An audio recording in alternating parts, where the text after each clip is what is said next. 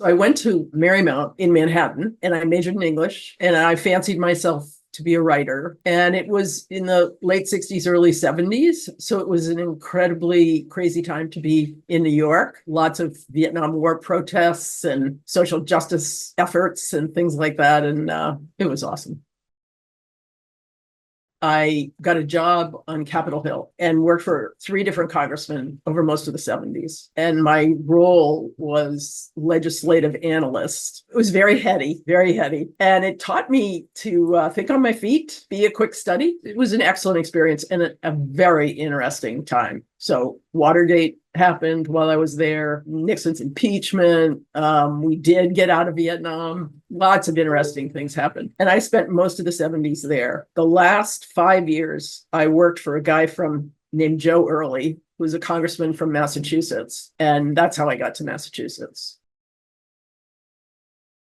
I was hired by a guy named John Sanson, who was the dean of Boston University's medical school. John hired me to be a lobbyist to help promote the medical school's agenda in Congress, but it really wasn't a full-time job. So I also worked for a guy named Dick Egdahl, who was a surgeon, and he was working on a project to study the cost of healthcare for corporations. And he wanted somebody to help him raise money from those corporations who he felt would benefit from the outcome of the research. So that's how I started fundraising. And we were making it up as we went along. And then we were so successful that I got recruited to the main campus development office at BU, and then got recruited to do that same work at Tufts New England Medical Center, where I spent most of the 80s. I came, I think, with a degree of confidence because I had had almost 10 years in DC. I think the profession was just beginning to mature. The profession of development, fundraising, advancement, it was pretty mature in most higher ed organizations, but certainly not all, and in its infancy in human service organizations.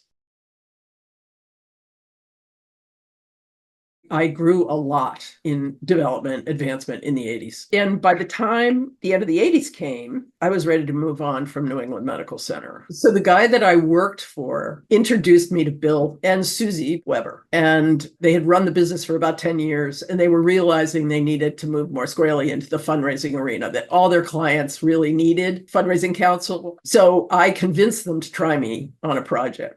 And that was, I think, 1988. It was a human service client. And what I was able to do was bring the level of sophistication that I had been taught at New England Medical Center and Boston University to this grassroots community organization. And it was very effective.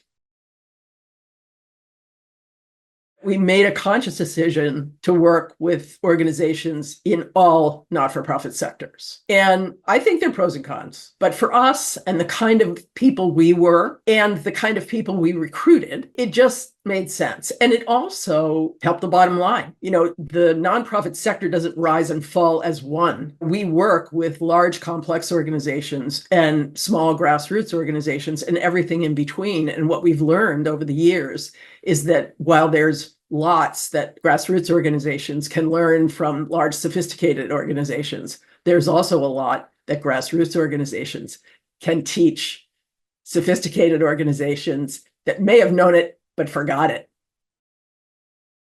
It's time. I never saw myself dying on the job. You know, things run their course. I think this is definitely the right moment. So I feel really good about it. I really feel good about it. And I feel like the business is in good hands. I'm just lucky that nobody let me go between then and now, right? That I got to make the decision on my own.